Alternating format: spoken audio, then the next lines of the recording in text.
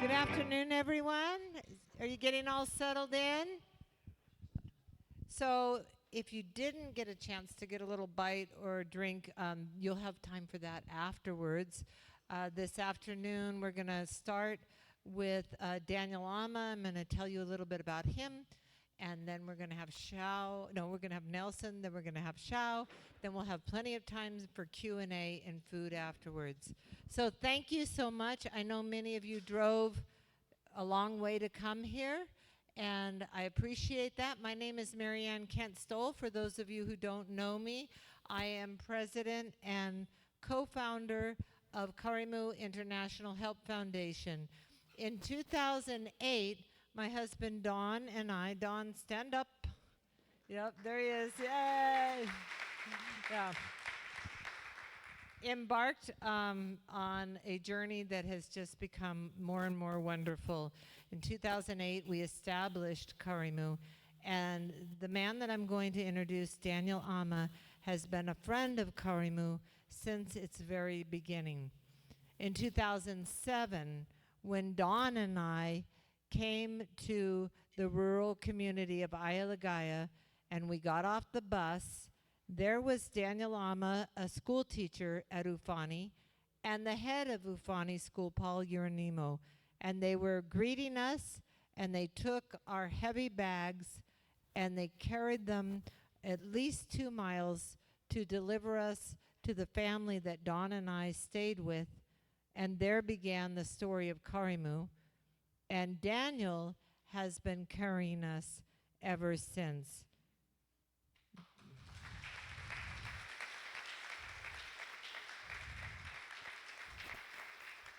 Daniel is a good friend. He is a wise man. He is the board chair of our Tanzanian board. He is a respected leader in his community. And he has been our source of wisdom whenever we have had issues like, how do we work through this difficult situation? How do we get to the right people to get a project done? How do we navigate cultural differences? How do we listen better? He has taught us to listen well. He has taught us to ask the right questions. And whenever there's a problem, I know Nelson will always say, Shau, call Daniel Amma. And so he is incredibly humble too. He's a model of true leadership. We need more humble leaders nowadays, wouldn't you agree? Yeah. Well, he is the model of that. So with no further ado, I give you Daniel Amma. Come on up, Daniel.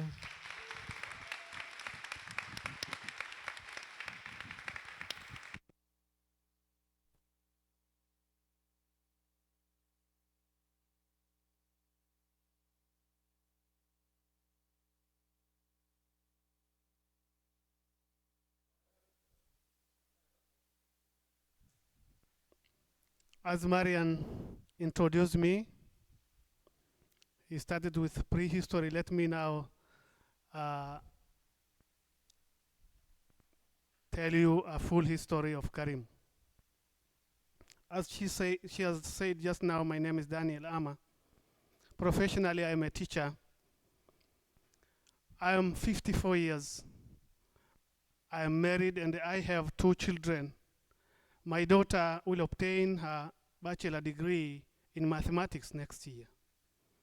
And my son will be finishing his high school next year also. In 2007, I was teaching at Ufani Primary School in the ward called Ayalagaya when Don and Marian came to our region on a cultural tour to learn about cultural dances and the other traditional tribal tradition. Because they were also teachers from California, they were asked to visit Ufani Primary School.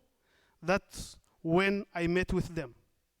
It was during the school holiday, but I was at school giving extra classes to students who were having difficulties in learning. As you can see there, when they visit the school, I was in the class teaching the students.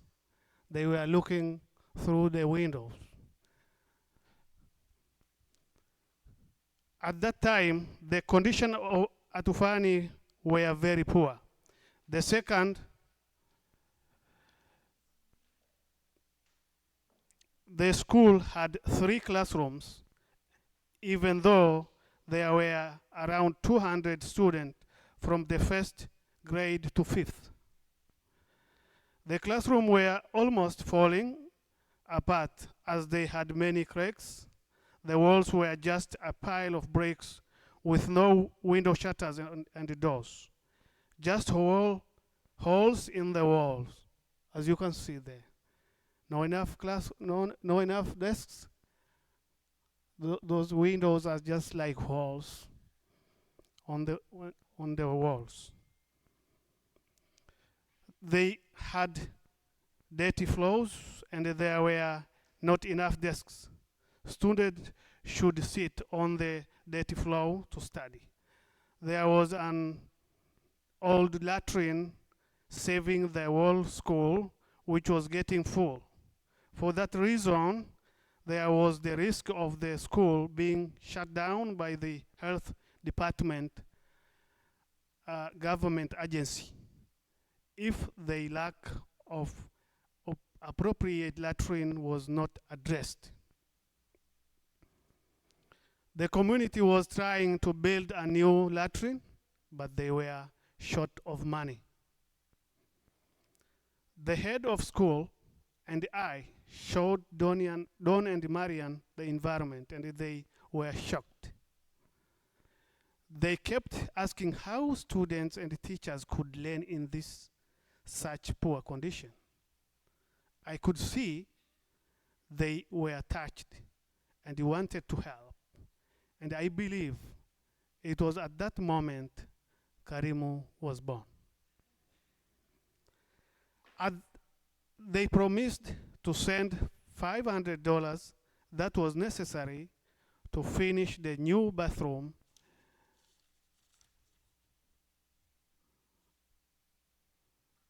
and they did it, as you can see. That was the first new bathroom at Ufani Primary School in Tanzania.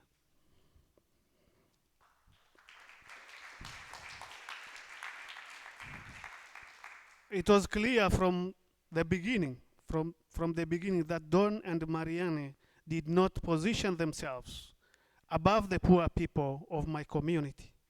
They wanted to help, but not by imposing Western ways. Instead, they wanted to work directly with the people, accepting that they could solve their problems in ways that would be more effective than any outsiders would. As you can see there,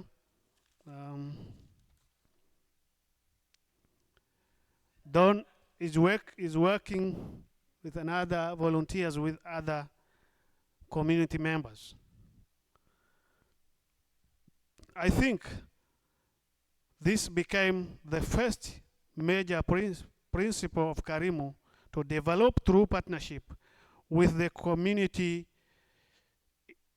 itself, allowing the community to have an equal voice in all decisions and prioritization. I brought them to my class and invite them to teach English to my students, and a long and a true partnership started. I told Marian, English is your mother tongue. Can you show me a good example of teaching this student English language? Then she came in front of the class, started teaching. We also requested their help to construct adequate classroom, but they were not sure if they could afford it. However, they said they would try. Marian normally used the Swahili word which say tutajaribu. And they tried very hard, because not only they did, but they not only did they send funds to start the construction of classrooms, but they also brought a group of volunteers in June 2008 who joined the community working hand in hand in the construction of classrooms. That defines the second most important principle of Karimu. As partners, everyone, including the community, must contribute to the project. Karimu does not give anything for free. This was great because it gave my community a sense of ownership of the projects and raised their level of commitment to take care of them upon completion. You can see how the students are working hand to hand. Culturally, we believe that guests are like angels, and because of this, all community members gather to welcome the volunteers when they arrive. As you can see, the community are celebrating to welcome the volunteers when they arrive at our place. Over the years, I learned that this makes volunteers feel at home right away and show them a level of gratitude that they have never seen before. On the other hand, the members of my community are touched every time new volunteers come because they see how friendly these volunteers are. In fact, many community members think that everyone in the West is like that. Karimu continued its project but quickly realized that bathrooms and classrooms were not enough to raise the educational level of the student, nor to eliminate the high level of poverty that existed. So, as the community requested new projects, they were accepted and executed provision of clean water to the school, construction of health dispensary, scholarship for teachers to obtain the university bachelor degrees, donation of books, microloans to savings groups, and more, and many more. I was among the first teachers who benefited from the teachers' scholarship. It enabled me to obtain my bachelor degree by covering 75% of the university cost. And this opened me many new opportunities in my profession. Formerly, I was just having a certificate from the college. Karimu continued to run its project, and then in 2017, a major expansion took place with Nelson's arrival. He led the formalization of Karimu's operations and the execution of many more projects much faster than before. Around the same time, I was appointed head of school. But before this, you can see the picture which is showing how Karimu get advanced after arrival of Nelson. You can see this. We have now even a bigger machines to work with.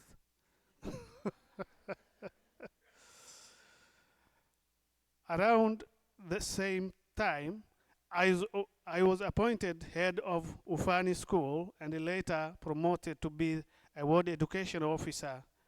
Here in the West, this would be correspondent to the position of superintendent in a school district. I remember I remained engaged with Karimu, serving as an advisor and a mentor to Nelson, Don, and Marian. I was invited to join Karimu's Tanzania board as soon as it was formed in 2018. You can see the picture of members of the board. I am on the top above, and the others. The role of the board is to represent Karimu and meet with local leaders in order to listen, understand their priorities, and share ideas. The board organizes yearly Karimu strategic meetings in which the community can describe their needs and prioritize the next set of projects. Karimu lets us stay in the driver's seat, but like a loving parent, is coaching and advising us from the back seat. I continued my role as a board member and advisor, and then in 2022, I was elected chair of the board. In this role, I am responsible for conducting all board meetings, educating Karimu International and its volunteers about Tanzania culture and the best ways to be effective there, and educating the community about how Karimu works, its principles and expectation. I love this work because I can see the impact it has had over the years on both sides. As you know, Karimu's goal is to eradicate poverty, and there is no question that it eradicated poverty in Ae. Karimu expanded a couple of years ago to a new area called Ari Ward, which has a population of about 25,000 people. Karimu's model worked very well in Ae, and I am confident that it will also be successful in Ari and the additional areas to which Karimu plans to expand in 2025. Life is good today in all Ae. The living standard of 16,000 people has dramatically improved since Karimu started supporting 200 students at Tufani. You can see the picture of mine. That was my hut, which I was built in 2004. I decided not to pay accommodation fee. Then I vacated there. After about 7 years, I constructed this one, which I make a little improvement last year.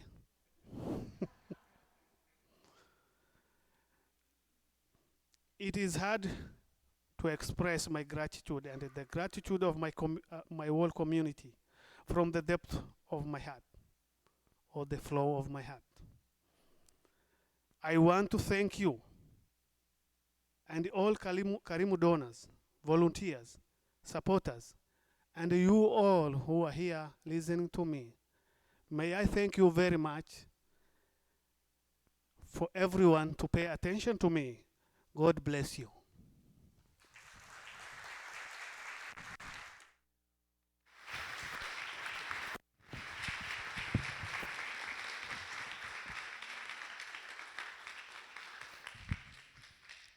Thank you, Daniel. For those of you that don't know me, my name is Nelson Matos, and I'm currently the Chief Operating Officer of Karimu. And I have had the pleasure to call the Bay Area my home since the early 1990s. My career in the tech industry spans over 30 years, starting with a few years in academia, followed by 17 years with IBM. At IBM, I was honored to become a distinguished engineer and a vice president. Later, I transitioned to Google, where I spent 7.5 years serving as vice president for product and engineering for Europe and emerging markets. In 2014, I decided to close the chapter of a technical career and redirect all my energy to philanthropy. And in 2017, soon after I had become the COO of Karimu, I met Shau during one of my many trips to Tanzania. At that time, Shau was selling eggs in the local market in Tanzania's countryside to be able to sustain his family. Therefore, to witness him study here in front of all of you fills me with an incredible sense of pride and joy. You can see I can hardly hold my emotions. This summer, Shau was accepted in the prestigious program from Stanford for executives, winning a scholarship that is given to one individual around the world. An individual that can show exceptional brilliance, but cannot afford to pay for the expensive courses that you can find at Stanford. It's nothing out of the extraordinary, and for me, profoundly emotional to see one of the members of my Tanzania team being recognized by such a prestigious institution. And Shau had an opportunity, I would say a rare opportunity, to immerse himself in the incredible learning environment that Stanford has to offer. And I know he has acquired knowledges that he could not even imagine existed. Shau's story, it's an incredible story of resilience. He was born in an extremely poor family with a lack of education, and he had all the ingredients to follow the path of his ancestors. But his drive to break the cycle made possible for him to overcome all the challenges that he's going to describe to you in a minute, and being able to finally be here, graduated from Stanford, and be in front of you. For me, he exemplifies the results or the transformation that results from the work that Karimu does. Shau also exemplifies the poor communities that exist all over the world in emerging countries. A community full of individuals that have learned over the years the power of hope, the strength to persevere, and the energy to grab opportunities that are given in front of them, like opportunities that Karimu creates, but other NGOs do as well, and then get out of poverty and pursue their dreams. Throughout my career, I have managed more than 5,000 people, and Shau is undoubtedly among the top 2%. I'm confident that the experiences he's acquired here in the United States will allow him to have a profound impact in his country and perhaps even across the African continent. And I look forward to be witnessing that. So, with great enthusiasm and a lot of emotion, please welcome Shau.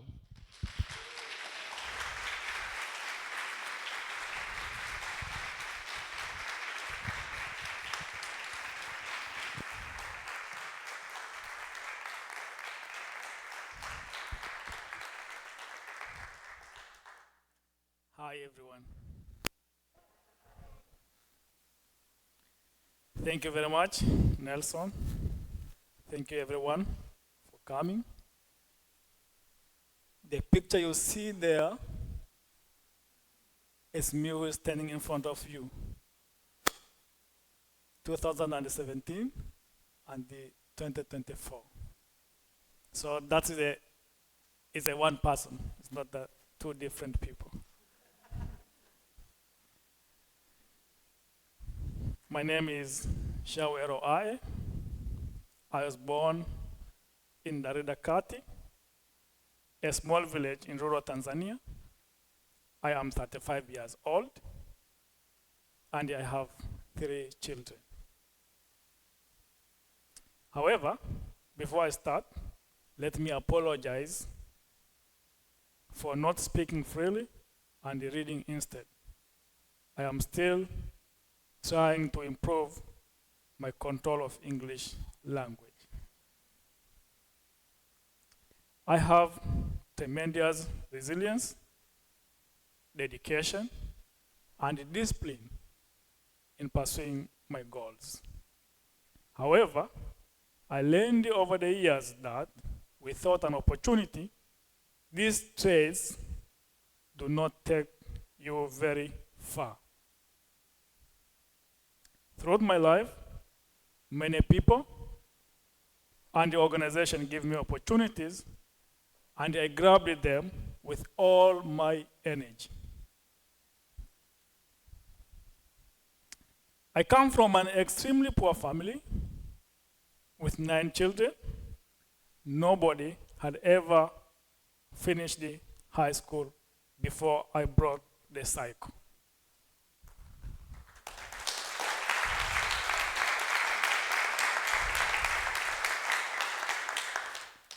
But from early on, I dreamed of going to university. Our house had mud walls, dirt floor, grass roofing, and no furniture. We slept on the dirt floor. There was no light, making it impossible to study after dark.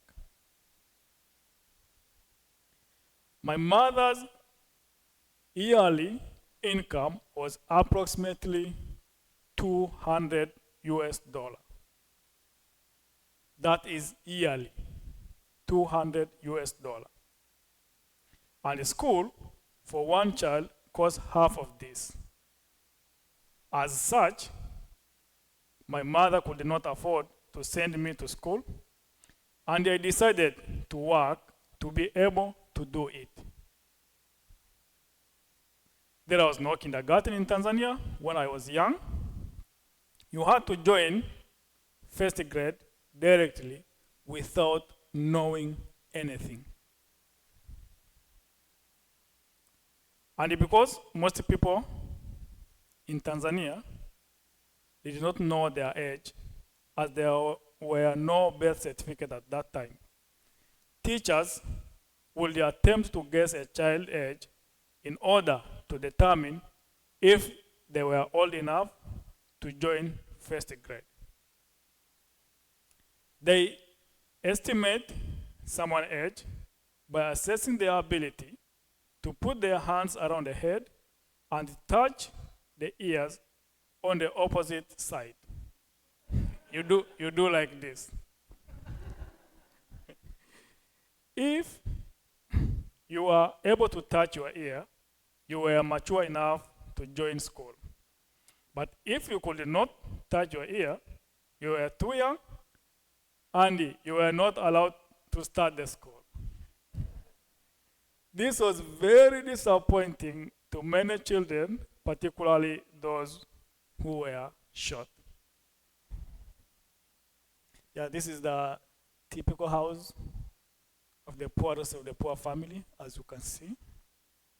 I know for many of you, maybe is something that you don't like, that you have never seen before.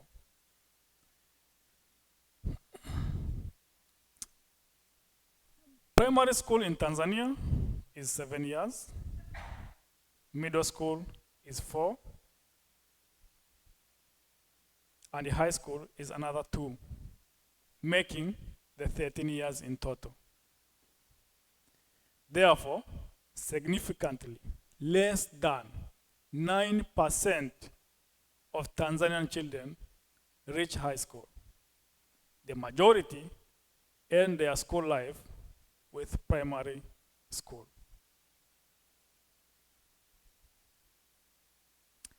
I started school directly in first grade when I was 10 years old, and I did not know anything, not even how to count. My first teacher was called Naali. On my first school day, he received me by pulling my ear. But I liked him. He did everything for me to learn. He was a very good teacher.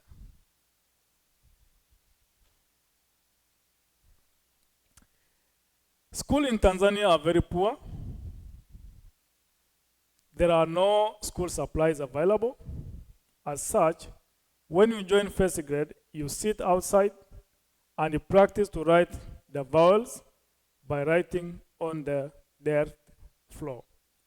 As you can see in the pictures, they are practicing how to write.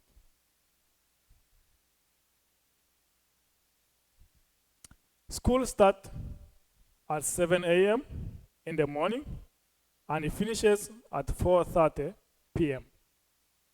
Most students study on an empty stomach because school do not have a school kitchen and they live very far from school to go home during the lunch hours. Additionally, children from the poorest household don't even have breakfast. These families usually live on a one meal, that is dinner per day.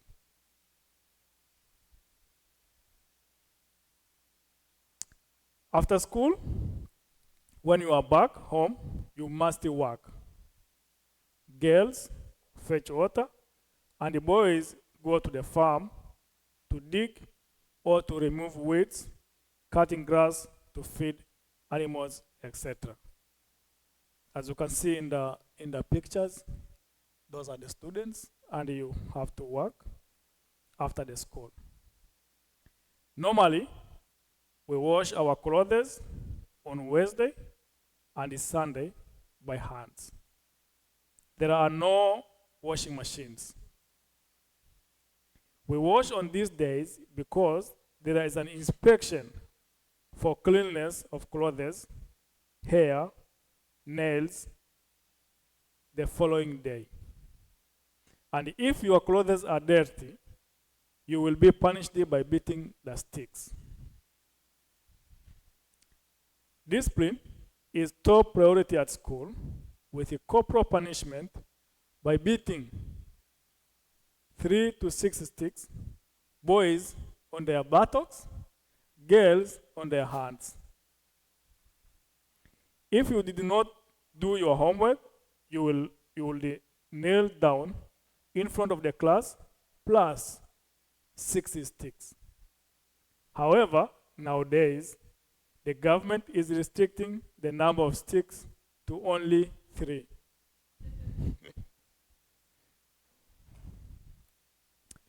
Classes are very crowded, as you can see in the picture, ranging from 50 to 150 students per teacher.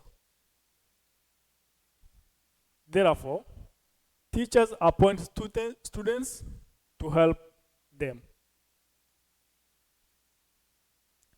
Right from the start, I was selected as a class leader, and I finished the primary school as the head boy who oversees the work of all other helpers.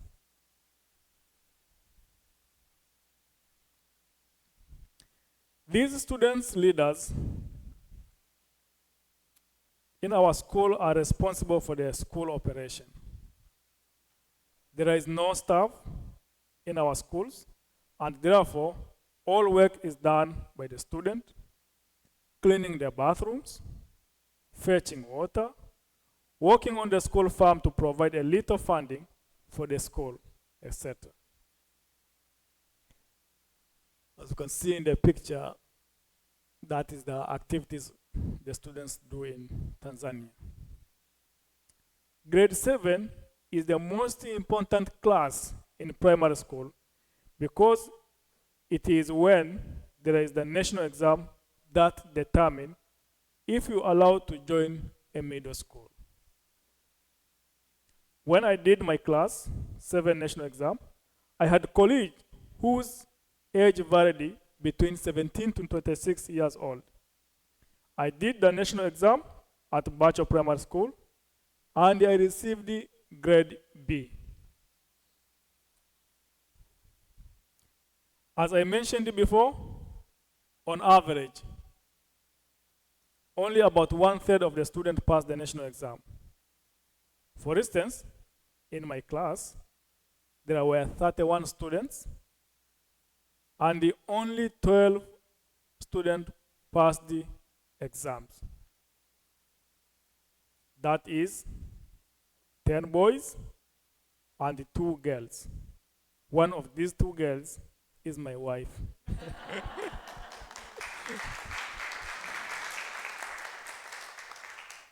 Among those who passed, some did not go to middle school because they could not afford to pay a tuition fees. I was one of the few lucky ones that passed and could continue my education. I completed primary school thanks to my favorite teacher, Amama, who provided me with exercise book and the other needed supplies, giving me an incredible opportunity to transform my life. When I was in primary school, knowing that I would need money to go to middle school, I raised goats and chicken, planning to sell them to cover my school expenses. I entered middle school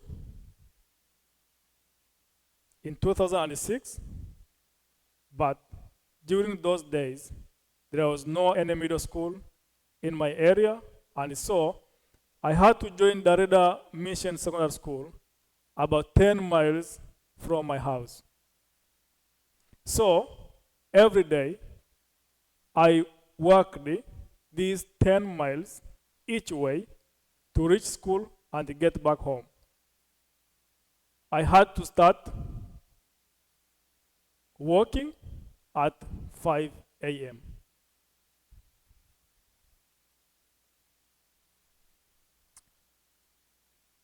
Also, during my study, there were many payments: tuition fee, lunch fee, examination fee, national examination fee, and the other contributions. This made the total of cost of middle school to be about 170 US dollar. This seems little, but it is not. Remember that my mother's income from her maid's farm was only 200 US dollar per year. In 2006, a worker or a driver made approximately US dollar 120 per year. So the middle school cost more than 1 year of a worker or a driver salary. But I had my goats and chickens to sell, and I was confident that I would finish middle school. Sadly, however, I miscalculated the amount needed, and by the start of the second year of middle school, I had no more goats and chickens to sell.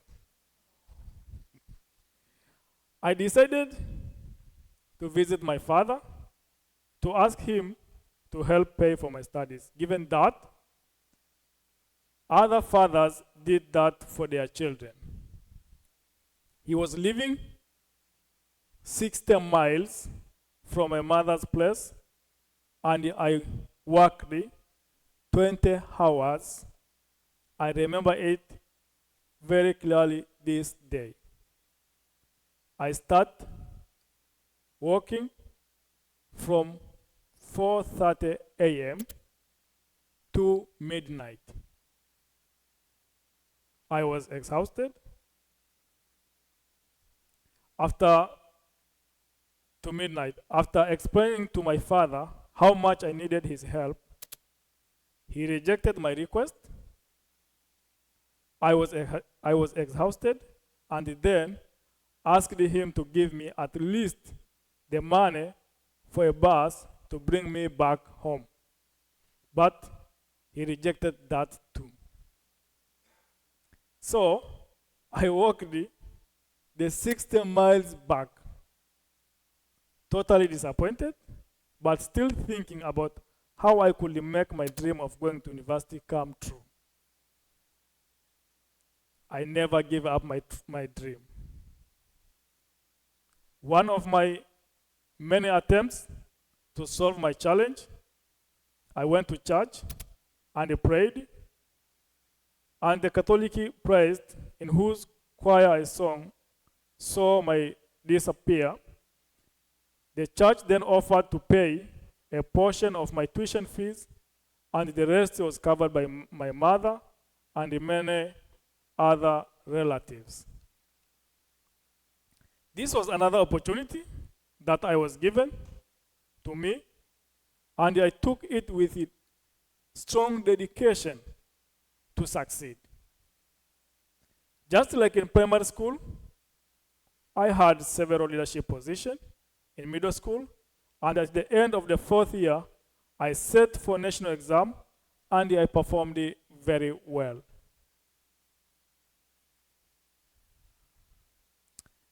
This is the most difficult of all national exams. This one determines not only if you must stop studying, but also if you will be allowed to go to university, simply join a community college or go to vocational schools. It is supervised by the teachers from other schools under supervision of the police. In my class, there were about 180 students, but only 13 passed the exams. 8 girls and 5 boys. And luckily, I was one of them. I passed with a high enough grade that gave me the right to go to university at the end of my high school. There was no high school anywhere reachable by walking from my house when I was accepted to go to high school. And for this reason, the government sent me to high school in the Kilimanjaro region. I was 21 years old and moved the 12 hours by bus away from home. I stayed in school dormitory. All high school in Tanzania are boarding school, and the government pays for the food. During these 2 years of high school, I could come home only once per year, as I did not have money to pay for transportation. So, in all short holidays, I remained at school.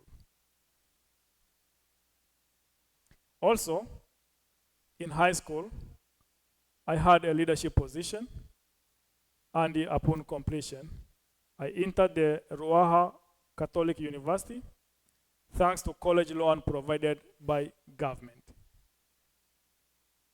I saved as much as I could from this loan, going home only once per year. This is me. I successfully obtained my bachelor degrees of arts in education with specialization in Swahili and history. But unfortunately, there were no jobs in Tanzania, and still today, 40% of the young population is jobless. I went back home, but was not defeated. I volunteered as a teacher at my old primary school and used my savings from the students' loan to buy 20 chickens so I could sell eggs in the market to sustain my family. I worked hard and kept improving my English by self-studying.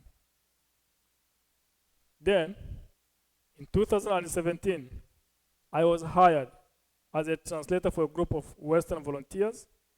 I met Nelson Matos, former Google Senior Vice President of Product and Engineering, and the Chief Operating Officer of Karimu, who hired me as a Karimu first employee in Tanzania.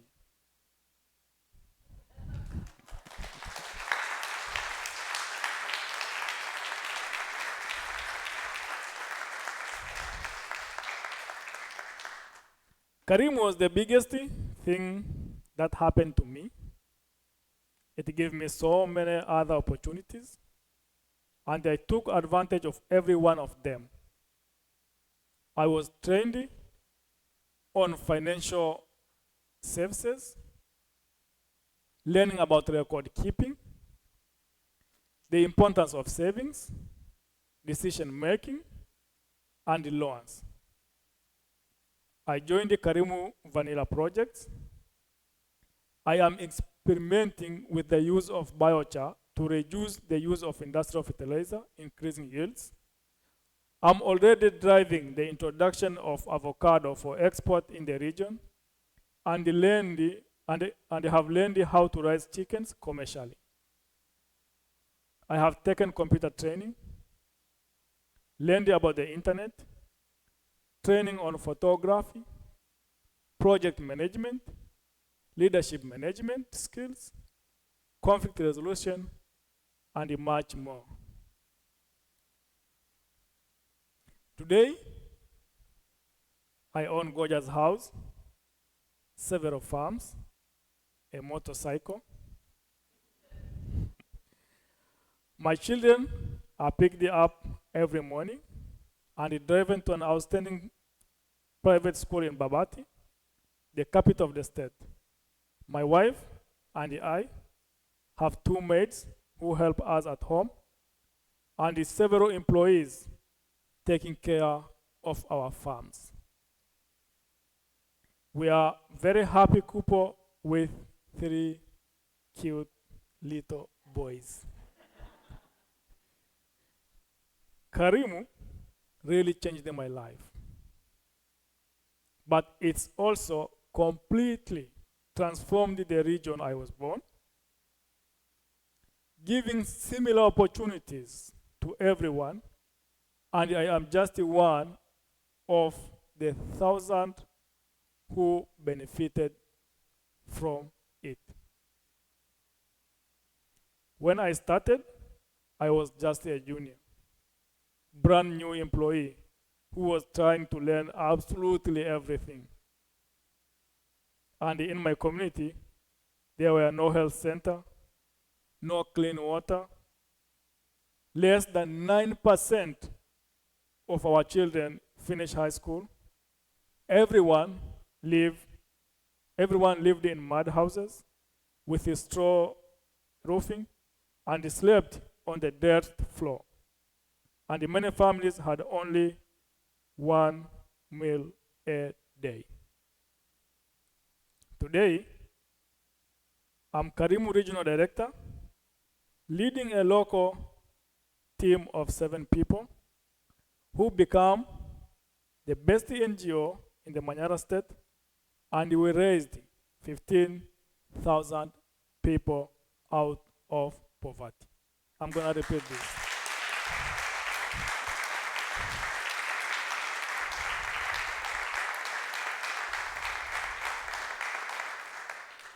I will repeat this. We become the best NGO in the Manyara state, and we raised 15,000 people out of poverty. I am super happy.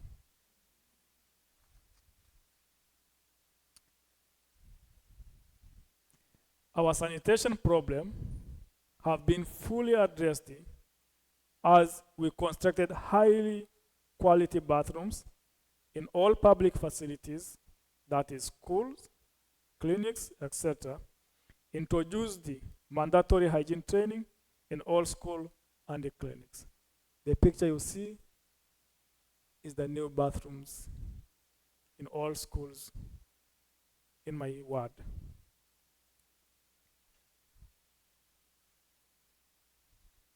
Do you like it?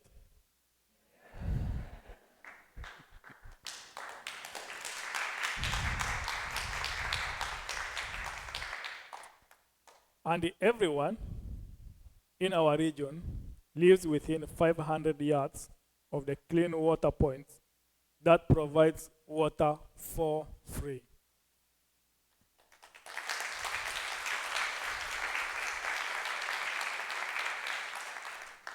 Just the provision of clean water gives families an average of 4 hours of productive time per day. Imagine the difference that this makes in families' income. The transformation in education is beyond belief.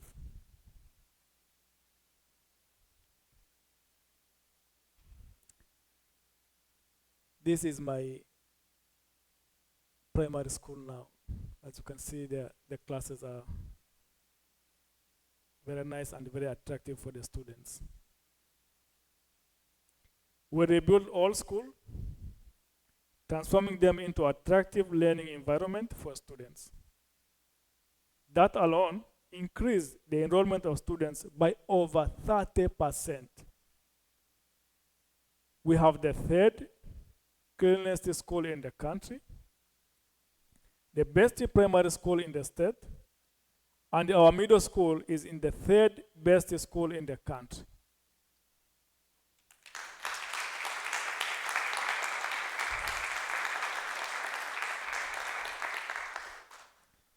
Over 96% of our children complete high school, and most of them go to university.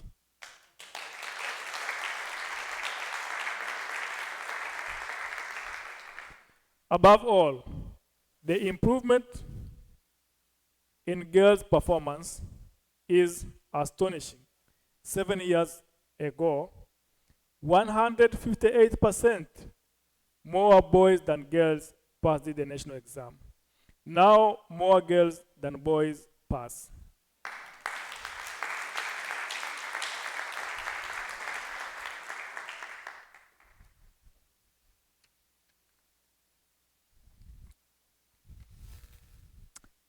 And nobody attends school on an empty stomach because all schools provide lunch. We build school kitchen, and it requires the parents to donate food to the school during harvest. So that's the type of food we eat at school.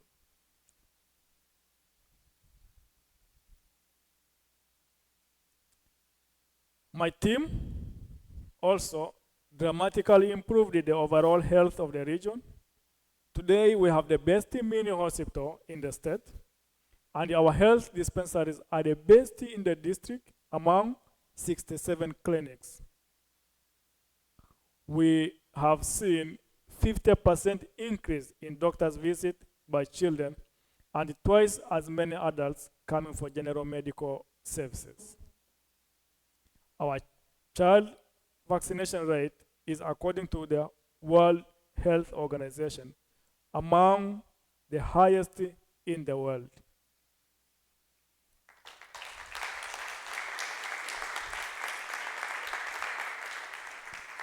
We are eradicating tuberculosis, reducing HIV, pelvic cancer, and implementing all World Health Organization protocol in our clinics.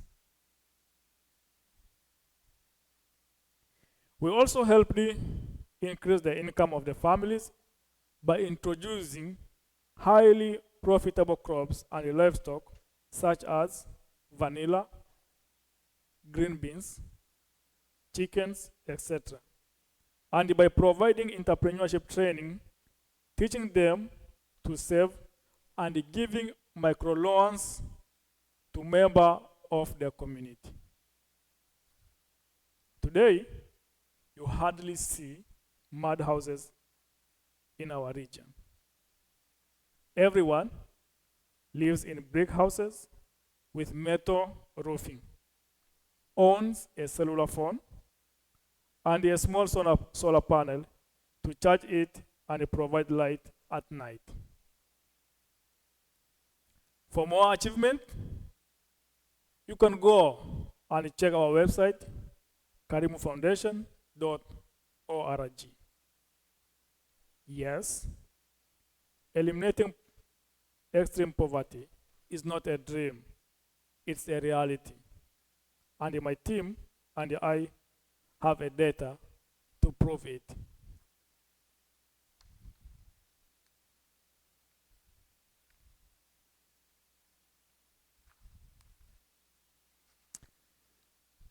And then another big dream I had never imagined happened to me. I was accepted and received a scholarship to attend the executive program at Stanford University. Woohoo!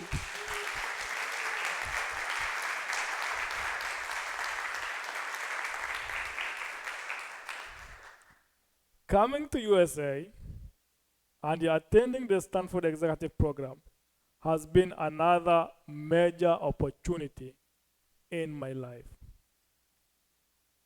I can hardly describe to you how much I learned in these last 8 weeks. Starting from the American way of life, its efficiency, speed of execution, innovation, and the application of technology to constantly improve the life of a society and the world. I learned so much at Stanford about management, execution, leadership, and diplomacy from professors as famous and as competent as Condoleezza Rice.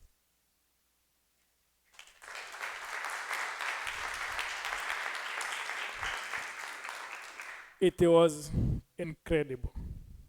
I never studied this so much in my life.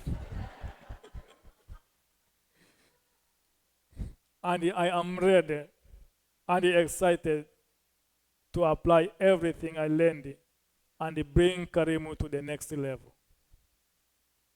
As you can see, I always had tremendous resilience, dedication, and discipline in pursuing my goals. However, without opportunities, these traits are useless. Throughout my life, many people give me opportunity that transformed my life. My mother, teacher Anna Mafa, my priest, the student loan from the government, Karimu, and now the scholarship to come to Stanford. I am tremendously grateful to each and every one of them. I am also thankful for the opportunity to work for Karimu and serve my community in a ways I could have never imagined when I was young. Thank you. Thank you very much for listening to me.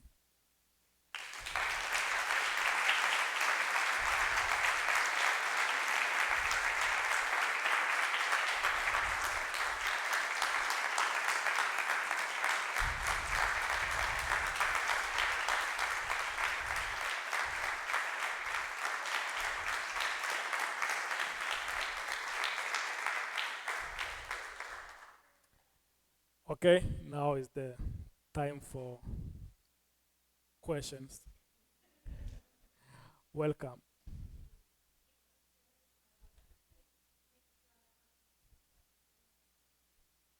Excuse me, can you?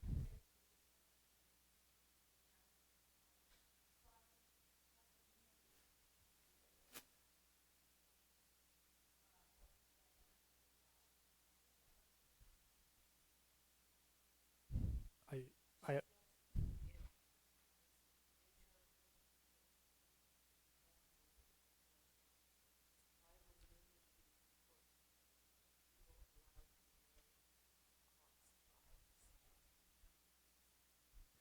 your question is if the people are allowed to marry around the cross?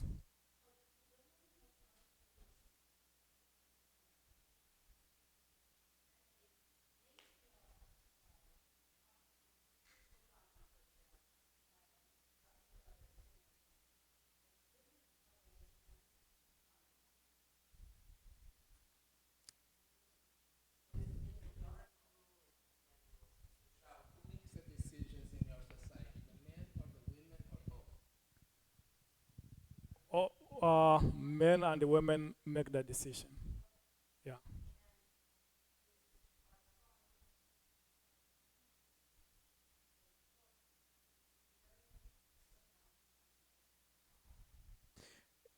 The question is if one tribe can marry other tribe, right? Yes, we marry from different tribes. And we have 122 tribes in my country. And every tribe speaks their own language, but we are united to speak one language, that is Swahili. Yes, Swahili is the common language, no national language in Tanzania. And because of this, all tribes can come together and work together, and they can marry each other. Yeah. You are welcome. Welcome. How long is the school year? We yeah. Yeah, the school year start in January, and during Easter we have a short holiday for 2 weeks. Then we go to June, we have a holiday for 1 month. Then we get back on September, we will have 1 week holiday. Then we go to December, where we also have a holiday for 1 month. Yeah. It's likely the same with here, I think, but different time. Yeah. Welcome.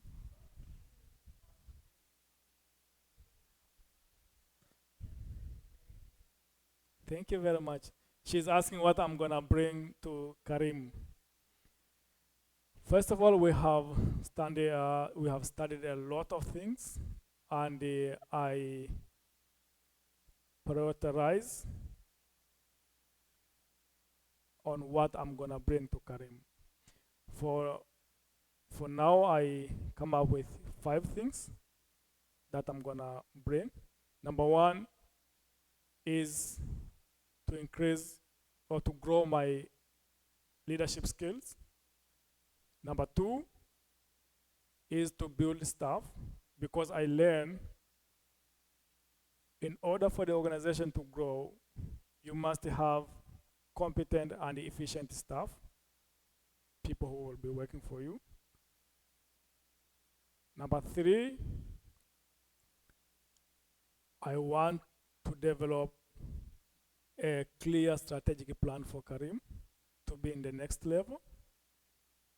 Number four is to be more efficient in doing the fundraising for Karim. And number five is to be independent, because now we are working with the volunteers who help us on the ground. So I'm gonna make them, or we're gonna help them to be independent, and then volunteers will focus on fundraising. Those are 5 things that I'm gonna start. For now, I don't have plan. When I get back, I'm gonna develop a plan how I can achieve the goals and bring Karim to the next level. Yeah. You had a question? I will come to you. Okay.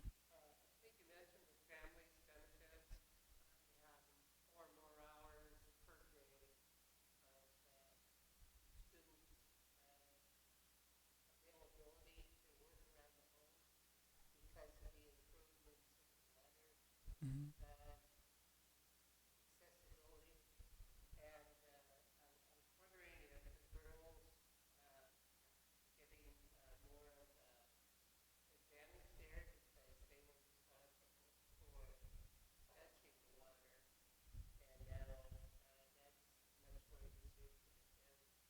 Okay, thank you for the question. The question is if the girls are now getting advantage because we have the water. The answer is yes, because now we have a slogan says that we are downloading the water. That means you can just go to the water point and you bring the water to home. So the girls don't spend a lot of times to fetch water, because it's only 500 yards to get the water, and the water is clean and safe for the for youth. So yes, that's why I mentioned the number of the girls attending schools and their performance was higher compared to the boys compared during my time. During my time, you have seen only 2 girls pass. Now is 96% pass. All of them pass the national exams. For instance, my school is the best school. All girls and the boys pass the national exam. Yeah.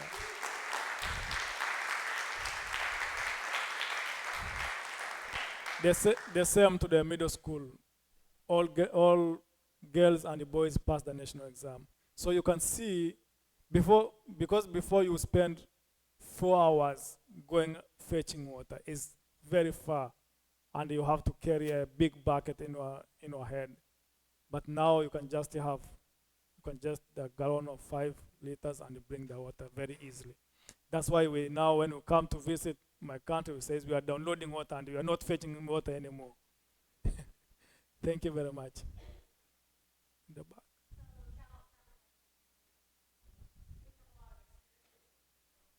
Mhm, mhm.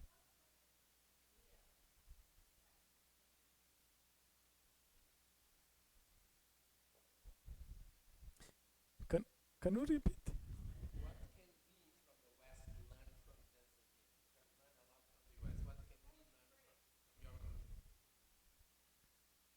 Yeah, the question is what you can learn from my country. Thank you very much for the question.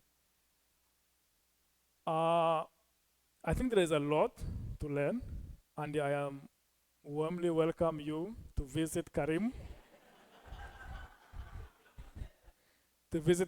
and witness by your eyes. Number one, we are very united. We are very welcoming,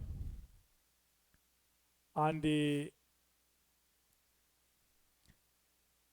we our life is we are extended family, and we are not individualism. I can say that. So we share whatever you have is different with here. So that's a few things you can learn. Yeah. Thank you. Thank you. Holly.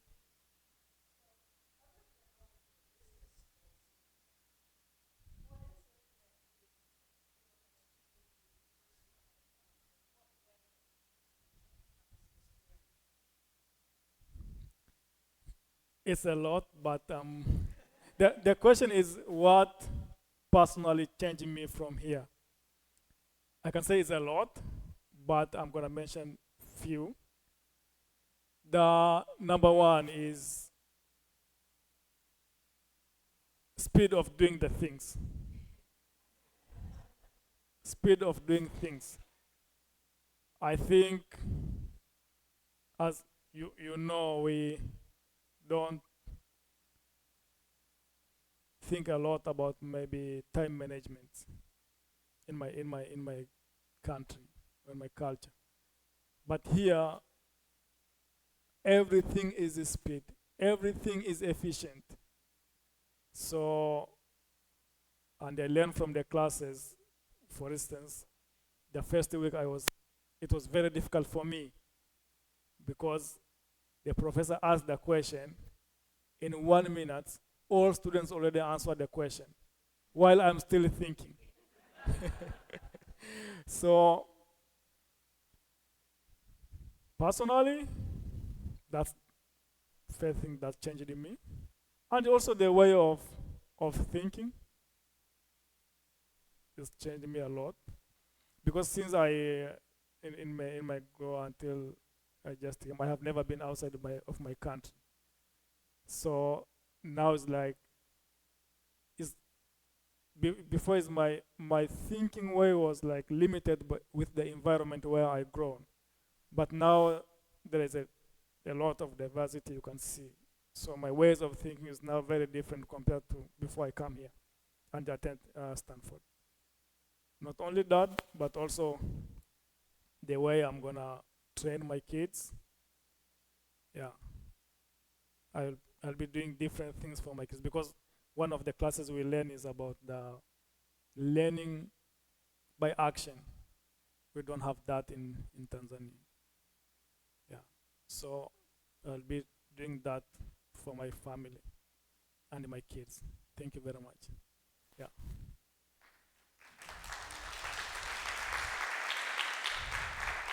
Welcome. Excuse me?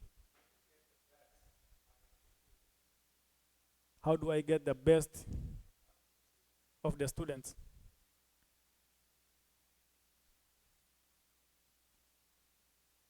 You're asking about the students in the. Mhm.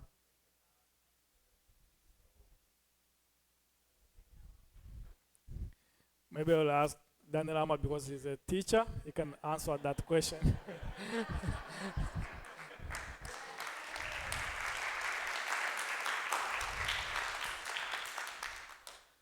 We get best students, first of all, teaching them frequently according to the timetable.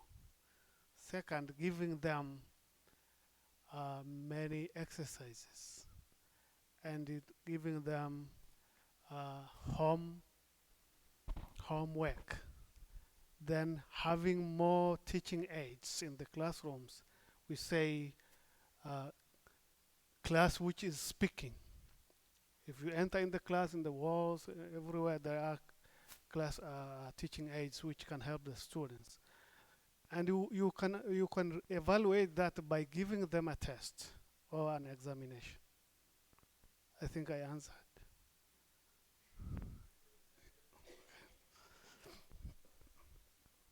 I think I'm gonna like two last questions. Then, if you have the question, you can ask while having some drinks. Okay.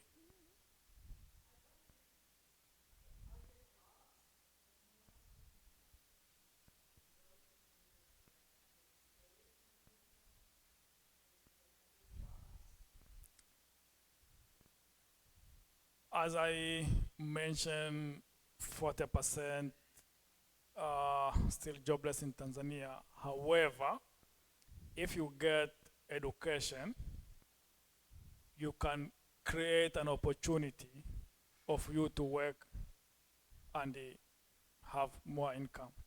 Because the one who is educated and the one who is not educated, the way of performing their work is very different. Yeah. I can give you the example. For instance, I am also keeping the chickens till today. And if you keep the chickens commercially, you're gonna get more profit because we keep every 2 months. You keep only for 2 months, then you sell. You keep another intake 2 months, you sell. So you're gonna generate money. But if you don't have these skills, it's very difficult for you. Because even before, when I did not go to university, keeping chickens is like I did not do it commercially. The same as farming. If you, yeah, there is many other activities you can generate and do it commercially. Okay, the last question. Yeah.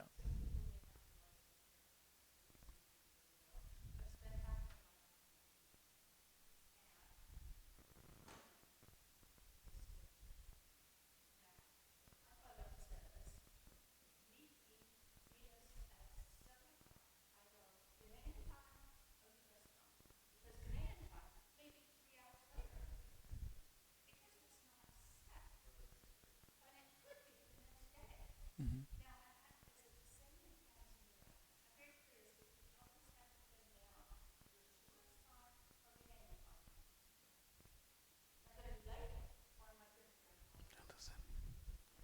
Can anyone help with the She questions? said.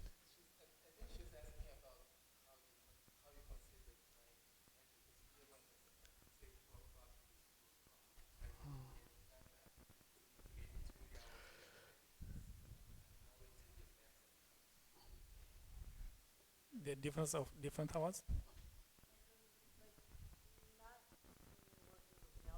Mhm. When you're working in general, do people generally meet on time